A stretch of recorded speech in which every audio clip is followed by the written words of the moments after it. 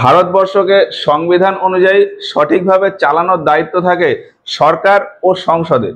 আর সেটা ঠিকঠাকভাবে চলছে কিনা সেদিকে নজর রাখার দায়িত্ব থাকে সুপ্রিম কোর্টের। ফলে এই সুপ্রিম কোর্ট বা জুডিশিয়ারি যাতে স্বাধীনভাবে তাদের কাজ করতে পারে, জুডিশিয়ারির ওপরে যাতে এক্সিকিউটিভ বা লেজিসলেটিভের প্রভাব না পড়ে, সেই দিকে গুরুত্ব দেওয়াটা প্রয়োজন। জুডিশিয়ারির উপরে এক্সিকিউটিভের প্রভাব থাকবে কি থাকবে না, আর থাকলেই বা কতটা প্রভাব থাকবে, এই সব নিয়েই বিভিন্ন সময় বিভিন্ন কেস হয়েছে। যেমন first জাজেস case, second জাজেস case, third জাজেস case ইত্যাদি। তো এর ভেতরে ফার্স্ট জাজেস কেস কি, এর পেছনে কোন কোন ঘটনা ছিল, সেই সমস্ত বিষয় এর আগের ভিডিওতে আমরা বোঝানোর চেষ্টা করেছি। এর পরে আছে সেকেন্ড আর থার্ড জাজেস কেস, যেখান থেকে কলেজিয়াম সিস্টেম শুরু হয়। তো সেটা নিয়েই আজকের ভিডিওতে আলোচনা করব। যারা এর আগের লেকচারটা দেখেছো তারা এই ভিডিওতে আরো ভালো বুঝতে পারবে, আর যারা আগের লেকচারটা দেখোনি তারা এই ভিডিওটা দেখার পর একবার আগের ভিডিওটা দেখে নিও, আশা করি পুরো ব্যাপারটা বুঝতে পারবে। তাহলে চলো আমরা আমাদের মেইন টপিকে আসি। ফার্স্ট জাজেস কেসে 7 জন জাজের বেঞ্চ বসেছিল। এর ভেতর 4:3 অনুপাতে এই কেসের জাজমেন্ট দেওয়া হয়। এই জাজমেন্টে বলা হয় যে জুডিশিয়ারির অ্যাপয়েন্টমেন্ট বা নিয়োগে এক্সিকিউটিভ মানে রাষ্ট্রপতি, প্রধানমন্ত্রী বা সংসদ হস্তক্ষেপ করবে না বা প্রভাব দেখাবে না। তবে হ্যাঁ, ফাইনাল ডিসিশন রাষ্ট্রপতিই নেবে। মানে পরবর্তী চিফ জাস্টিস অফ ইন্ডিয়া হওয়ার জন্য হয়তো বর্তমান চিফ জাস্টিস অফ ইন্ডিয়া কোনো একজনের নাম রেকমেন্ড করলেন। এখন রাষ্ট্রপতির যদি ওই ব্যক্তিকে পছন্দ না হয়, রাষ্ট্রপতির যদি মনে হয় যে ওই ব্যক্তি যোগ্য না, সেক্ষেত্রে রাষ্ট্রপতি চিফ জাস্টিস অফ ইন্ডিয়াকে বলতে পারে যে ওই ব্যক্তির সম্পর্কে এই অসুবিধা আছে, আপনি অন্য কারোর নাম রেকমেন্ড করুন। এইভাবে চলতে চলতে ধীরে ধীরে আবারও জুডিশিয়ারি সিস্টেমের উপর এক্সিকিউটিভ হস্তক্ষেপ দেখাতে থাকে। আলটিমেটলি 1993 সালে গিয়ে এই ফার্স্ট জাজেস কেস অর্থাৎ SP Gupta versus union of India, এই কেসটার জুডিশিয়াল রিভিউ হয়। সুপ্রিম কোর্টের অ্যাডভোকেটরা অর্থাৎ অ্যাডভোকেট অন রেকর্ড অ্যাসোসিয়েশন দ্বারা এই এসপি গুপ্তা কেসটার জুডিশিয়াল রিভিউয়ের জন্য পিটিশন করা হয়। ফলে 1993 সালে এই কেসটার নাম হয় supreme court advocate on record association versus union of India case 1993, যার আরেক নাম হলো সেকেন্ড জাজেস কেস। সংবিধানের সংশোধন বা সংবিধান সম্পর্কিত কোনো কেস সুপ্রিম কোর্টে এলে সবসময় একজনের বেশি জাজ নিয়ে বেঞ্চ বসে। মানে 3 জন বা 5 জন বা 7 জন বা 9 জন বা 13 জন জাজ মিলে একসাথে বসে ওই কেসটাকে স্টাডি করে এবং রায় দেন। এর ভেতর কোনো একটা কেস যদি আগের কোনো কেসের রিভিউ নিয়ে হয়, সেক্ষেত্রে আগের ওই কেসে যতজন জাজের বেঞ্চ বসেছিল, এখন এই কেসে তার থেকে বেশি জাজ নিয়ে বেঞ্চ বসতে হবে। তো সেই হিসাবে ফার্স্ট জাজেস কেসে 7 জন জাজের বেঞ্চ বসেছিল, ওই জন্য এই সেকেন্ড জাজেস কেসে 9 জন জাজের বেঞ্চ বসেছিল। এই সেকেন্ড জাজেস কেসে 7:2 অনুপাতে রায় দেওয়া হয়েছিল। মানে 7 জন জাজ একরকম রায় দিয়েছিল আর 2 জন জাজ অন্য একরকম রায় দিয়েছিল। এই সেকেন্ড জাজেস কেসে সুপ্রিম কোর্ট রায় দেয় যে জুডিশিয়াল অ্যাপয়েন্টমেন্ট আর ট্রান্সফারের ক্ষেত্রে এক্সিকিউটিভ কোনোভাবেই হস্তক্ষেপ করবে না। সুপ্রিম কোর্টের জাজেদের অ্যাপয়েন্টমেন্টের সিদ্ধান্ত নেবে সুপ্রিম কোর্ট নিজেই, তার ভেতরে কলেজিয়াম সিস্টেম তৈরি করে। আর হাইকোর্টের জাজেদের অ্যাপয়েন্টমেন্ট আর ট্রান্সফার এর সিদ্ধান্ত নেবে হাইকোর্টের কলেজিয়াম। তবে হ্যাঁ, হাইকোর্টের জাজেদের অ্যাপয়েন্টমেন্ট বা ট্রান্সফারের জন্য ওই হাইকোর্টের কলেজিয়াম নাম রেকমেন্ড করে সুপ্রিম কোর্টের কলেজিয়ামে পাঠাবে এবং ওই সুপ্রিম কোর্টের কলেজিয়ামই এই অ্যাপয়েন্টমেন্ট বা ট্রান্সফারের জন্য ফাইনাল ডিসিশন নেবে। এখন এই কলেজিয়াম সিস্টেমটাই বা কি? 1993 সালে বলা হয় যে সুপ্রিম কোর্টের চিফ জাস্টিস অফ ইন্ডিয়া এবং সুপ্রিম কোর্টের বাকি যে জাজেরা রয়েছে তাদের ভেতর সিনিয়র মোস্ট 2 জন, এই 3 জন জাজের গ্রুপকে বলা হবে সুপ্রিম কোর্টের কলেজিয়াম। এবং হাইকোর্টের ক্ষেত্রেও ঠিক সেই রকম। ধরলাম কলকাতা হাইকোর্ট, তাহলে chief justice of Kolkata high court এবং ওই কলকাতা হাইকোর্টের বাকি যে জাজেরা রয়েছে তাদের ভেতর সিনিয়র মোস্ট 2 জন, এই 3 জন জাজের গ্রুপকে বলা হবে কলকাতা হাইকোর্টের কলেজিয়াম। এবং এইভাবেই বাকি হাইকোর্ট গুলোরও কলেজিয়াম থাকবে। সেকেন্ড জাজেস কেসের জাজমেন্ট হিসাবে আরো একটা বিষয় বলা হয় যে চিফ জাস্টিস অফ ইন্ডিয়ার নিয়োগের ক্ষেত্রে বর্তমান chief justice of India next chief justice of India হওয়ার জন্য যার নাম রেকমেন্ড করবেন, রাষ্ট্রপতি ওই নামের ব্যক্তিকেই next chief justice of India বানানোর জন্য বাধ্য থাকবে। তবে হ্যাঁ, এখানে এটাও বলা হয় বর্তমান যে চিফ জাস্টিস অফ ইন্ডিয়া রয়েছেন তিনি নিজের ইচ্ছা মতো কারোর নাম রেকমেন্ড করতে পারবে না। কলেজিয়ামের সাথে আলোচনা করে যার নামটা ডিসিশন হিসেবে ফাইনাল হবে তার নামটাই চিফ জাস্টিস অফ ইন্ডিয়া রাষ্ট্রপতিকে রেকমেন্ড করবেন বা সুপারিশ করবেন।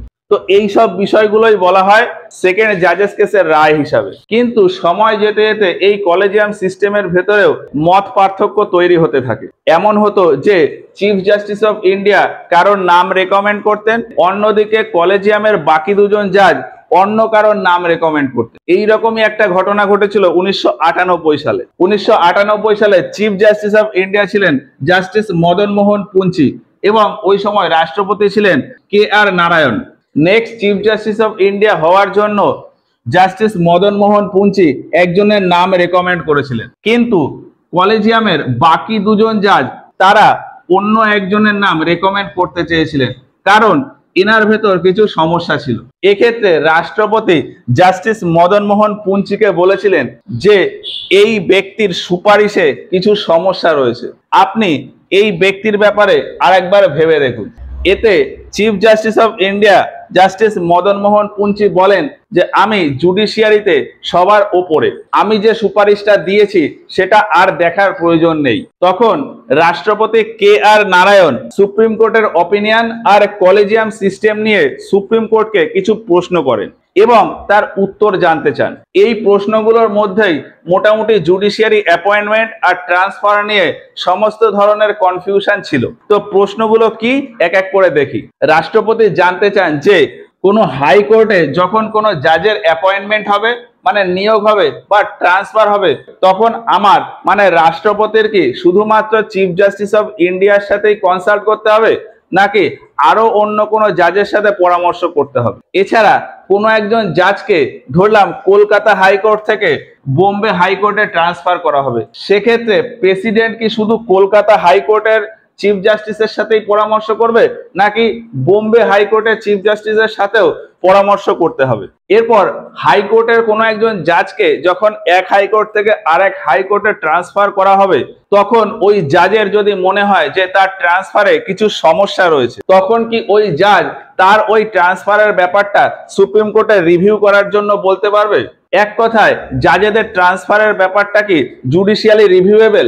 তারপর নতুন চিফ জাস্টিস অফ ইন্ডিয়ার নিয়োগের ক্ষেত্রে রাষ্ট্রপতি কি শুধু বর্তমান চিফ জাস্টিস অফ ইন্ডিয়ার সাথে আলোচনা করবে নাকি তার পাশাপাশি আরো কোনো জাজের সাথে আলোচনা করতে হবে? আরো একটা প্রশ্ন করেন যে কারোর সাথে কোনো রকম আলোচনা না করে বা বিভিন্ন নির্দেশনামা উপেক্ষা করে দিয়ে যদি চিফ জাস্টিস অফ ইন্ডিয়া কোনো একটা কাজ করেন বা কারোর নাম রিকমেন্ড করেন, সেক্ষেত্রে সরকার মানে এক্সিকিউটিভ এবং লেজিসলেটিভ তারা কি ওই রিকমেন্ডেশনটা মানতে বাধ্য বা ওই কাজটা করতে কি বাধ্য? তো এই সব প্রশ্নের উত্তরেই সুপ্রিম কোর্ট যে মতামত দেয় সেটাকেই বলা হয় থার্ড জাজেস কেস বা ইন রে প্রেসিডেন্সিয়াল রেফারেন্স কেস 1998। তো এই থার্ড জাজেস কেসটা অ্যাকচুয়ালি কোনো কেস নয়, রাষ্ট্রপতি কিছু প্রশ্ন করেছিলেন, সেই প্রশ্নের উত্তরেই সুপ্রিম কোর্টের যে মতামত সেই মতামতগুলোকেই এক অর্থে বলা হয় যে থার্ড জাজেস কেস। তো এই সমস্ত প্রশ্নের উত্তরে সুপ্রিম কোর্ট যে মতামতগুলো দিয়েছিল সেইগুলো হলো রাষ্ট্রপতির কনসালটেশন মানে এরকম না যে রাষ্ট্রপতি শুধুমাত্র চিফ জাস্টিস অফ ইন্ডিয়ার সাথেই পরামর্শ করবেন, অন্যান্য যে জাজেরা রয়েছেন অর্থাৎ কলেজিয়াম সিস্টেম সেই কলেজিয়াম সিস্টেমের সাথে পরামর্শ করতে হবে। এক্ষেত্রে বলা হয় যে সুপ্রিম কোর্টের নতুন জাজের অ্যাপয়েন্টমেন্ট আর হাইকোর্টের জাজের ট্রান্সফার এর জন্য কলেজিয়াম সিস্টেম অর্থাৎ চিফ জাস্টিস অফ ইন্ডিয়া এবং বাকি 4 জন সিনিয়র মোস্ট জাজ এই 5 জনের সাথে আলোচনা করতে হবে এবং হাইকোর্টের নতুন জাজের অ্যাপয়েন্টমেন্টের ক্ষেত্রে 3 জনের সাথে কনসাল্ট করতে হবে। সেই 3 জন কে কে হবে? সুপ্রিম কোর্টের প্রধান বিচারপতি মানে চিফ জাস্টিস অফ ইন্ডিয়া এবং বাকি যে সিনিয়র মোস্ট জাজেরা রয়েছেন তাদের ভেতর 2 জন সিনিয়র মোস্ট, এই 3 জনের সাথে কনসাল্ট করতে হবে। তো সুপ্রিম কোর্টের জাজ অ্যাপয়েন্টমেন্ট আর হাইকোর্টের জাজের ট্রান্সফার এর জন্য 5 জন এবং হাইকোর্টের জাজেদের নিয়োগের জন্য 3 জন। জাজেদের ট্রান্সফার নিয়ে এই পয়েন্টটাতে বলা হয় যে হাইকোর্টের জাজেদের ট্রান্সফারের বিষয়টা রিভিউ করা যাবে, তবে সেটা তখনই যদি ট্রান্সফারের জন্য চিফ জাস্টিস অফ ইন্ডিয়া বাকি 4 জনের সাথে কনসাল্ট না করে, বা যে হাইকোর্ট থেকে ট্রান্সফার হবে সেই হাইকোর্টের চিফ জাস্টিস যদি অনুমতি না দেয়। ট্রান্সফারের ক্ষেত্রে আরো বলা হয় যে ধরলাম একজন জাজ কলকাতা হাইকোর্ট থেকে বোম্বে হাইকোর্টে ট্রান্সফার হবে, সেক্ষেত্রে প্রেসিডেন্ট যেমন কলকাতা হাইকোর্টের চিফ জাস্টিসের সাথেও আলোচনা করবে, ঠিক সেই রকম ভাবে বোম্বে হাইকোর্টের চিফ জাস্টিসের সাথেও প্রেসিডেন্টের কনসাল্ট বা পরামর্শ করতে হবে।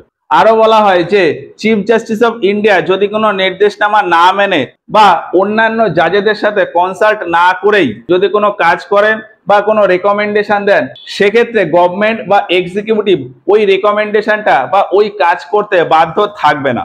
আর চিফ জাস্টিস অফ ইন্ডিয়া নিয়োগের ক্ষেত্রে বলা হয় যে চিফ জাস্টিস অফ ইন্ডিয়া সিনিয়রিটির বেসিসেই নিয়োগ হবে, কিন্তু সেটা অবশ্যই কলেজিয়ামে আলোচনার পর।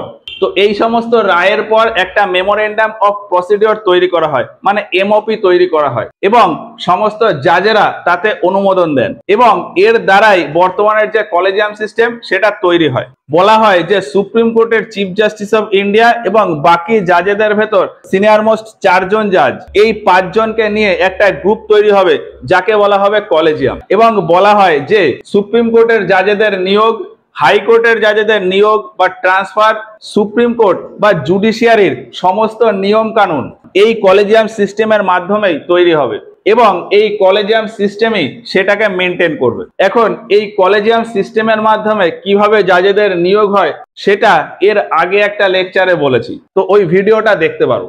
তো এই হলো বর্তমানের মোটামুটি জুডিশিয়ারি সিস্টেম এবং তার পেছনের কিছু ঘটনা। আশা করি এই লেকচারটা তোমাদের ভালো লেগেছে।